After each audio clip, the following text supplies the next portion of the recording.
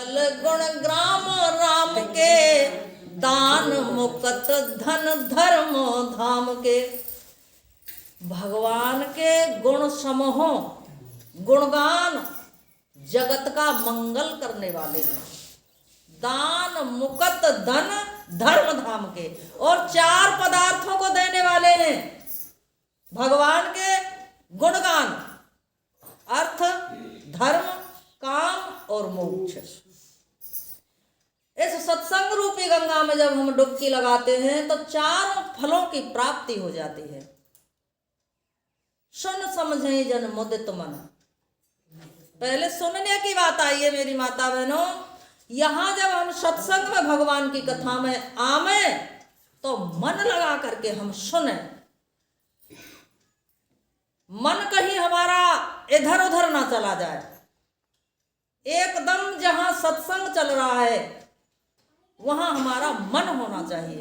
अगर हमारा मन यहाँ से चला गया तो मन के साथ हमारा शरीर यहाँ है लेकिन हम यहाँ नहीं हैं।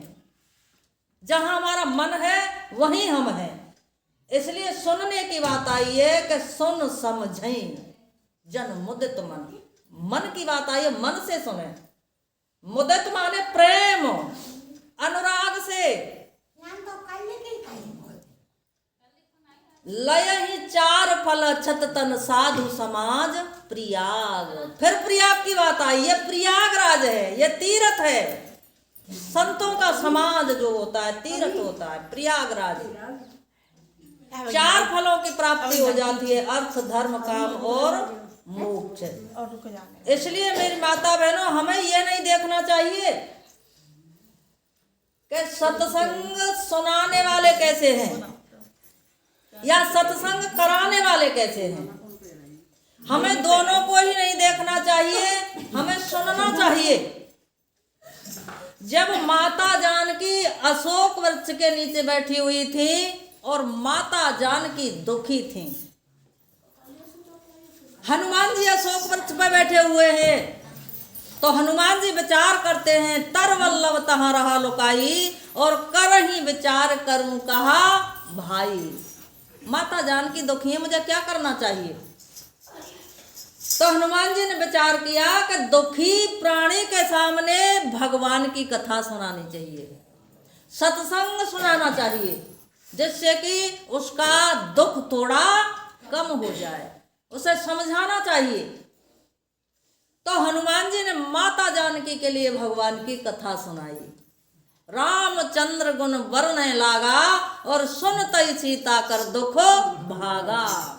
ऐसी कथा सुनाई हनुमान जी ने जो तुरंत सुनकर के माता सीता का दुख दूर हो गया।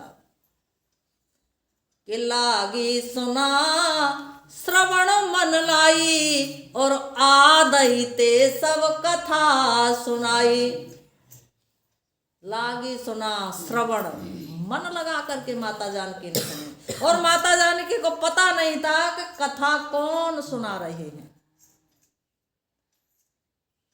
हनुमान जी ने अपनी व्यास गद्दी वृक्ष की डाली पर लगा ली। हनुमान जी ने विचार किया कि व्यास के लिए ऊंचा स्थान होना चाहिए, क्योंकि ज्ञान की गंगा, जब गंगा मेरी माता बहनों बहती है तो कभी नीचे से ऊपर नहीं जाती, ऊपर से नीचे आती है। इसलिए ये सत्संग जो है, भगवान की कथा जो है, ये ज्ञान की गंगा है। और वक्ता का स्थान हमेशा ऊंचा ही होता है, इसलिए ऊंचे स्थान से ये ज्ञान की गंगा बह करके श्रोताओं के कानों तक पहुंचती है।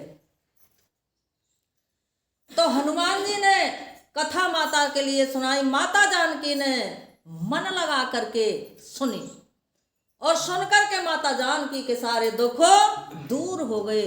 जब दुख दूर हुए तो माता जानकी ने कहा कि ये कौन है जो मुझे कथा सुना रहा है। कथा सुना करके मेरे सारे दुख दूर कर दिए। श्रवणामृत ये कथा सुनाई, काहे न निकट हो तो फिर आई। भैया तू कौन है, तू मेरे सामने क्यों नहीं आता है, मेरे दुख दूर करने वाले। कि तब हनुमंत निकट चले आयो, फिर बैठी मन बस में भयो। हनुमान जी वृक्ष से उतर करके माता जानकी के सामने आ गए। तो माता जानकी ने अपनी पीठ को ऐसे फेर लिया, मुंह फेर लिया। जबकि कथा सुनाने वाला तो सत्संग सुनाने वाला चाहता है कि मेरा सम्मान हो, मेरा मान हो, मेरी जय जयकार हो। और माता जानकी के दुख दूर हो गए, फिर भी माता जानकी ने अपना मुंह फेर लिया। क्यों फेर लिया? जब एक बार मेरी माता बहनों इस जीव को कोई टक्कर लगती है तब इसे अकल आती है। माता जानकी विचार करती हैं, एक बार मेरी आंखें चमक दमक में फंस गई। कहीं सोने के भी हिरण होते होंगे, लेकिन आंख चली गई सोने के मृग में। और मैंने अपने पति को ही आज्ञा दे दी कि जाओ स्वामी, इस मृग की मृगछाला लेके आओ या इसे पकड़ के लाओ, मैं इसे अयोध्या में ले जाऊंगी। तो मेरी सासू माँ इसको देख करके कितनी प्रसन्न होंगी। एक बार मेरी आंखें चमक दमक में फंस गईं, क्योंकि मेरी माता बहनों इस व्यक्ति के बिगड़ने के दो ही मार्ग हैं, दो ही रास्ते हैं, आंख और कान। जब आंखों से हम गंदा सीन देखेंगे, अश्लील चित्र देखेंगे, तो हमारी आंख बिगड़ेंगी। आंख बिगड़ेंगी तो मन बिगड़ेगा, मन बिगड़ेगा तो हमारे अंतःकरण में, मन में काम वासना आ जाएगी। अजामिल बहुत बड़ा कर्मकांडी था, ब्राह्मण था, लेकिन इन आंखों से अजामिल ने एक पुरुष को वेश्या के साथ में काम कीड़ा करते हुए देख लिया तो आंख बिगड़ गई।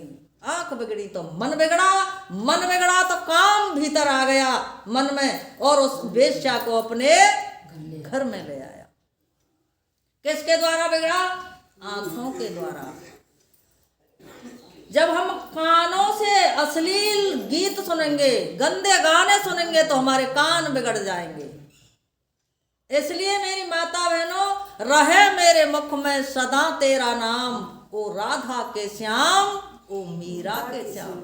मेरी वाणी बोले तो राधा राधा राधा राधा, प्रभु तेरा नाम बोले। और कानों से सुनो तो मेरे कानों में तेरे नाम की ही आवाज आए, संसार की कोई दूसरी आवाज नहीं आए। आंखों से दर्शन करूं तो मैं आपके भक्तों के, संतों के, आपकी छवि के दर्शन करूं, दूसरी जगह मेरी आंख ना जाए। तो माता जानकी अब विचार कर रही है कि एक बार मेरी आंख चमक दमक में फंस गई, और आंखों के द्वारा ही मैं आज यहाँ इतना संकट, इतने कष्ट सह रही हूं। कहीं दोबारा मेरी आंख कहीं चमक दमक में ना फंस जाए। इसलिए अब माता का मन और आंख कहाँ है? कि निज पद नयन दिए मन, आंखें अपने चरणों की ओर है नीचे, और मन परमात्मा में लगा हुआ है।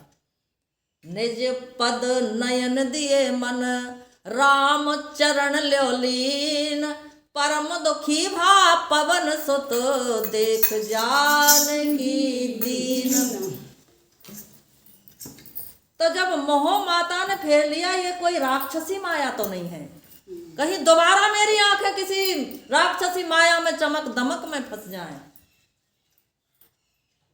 तो हनुमान जी ने कहा कि राम दूत मैं मात जानकी, सत्य सफद करुणा निधान की। हे माता, मैं राम जी के चरणों का दास हूँ, दूत हूँ।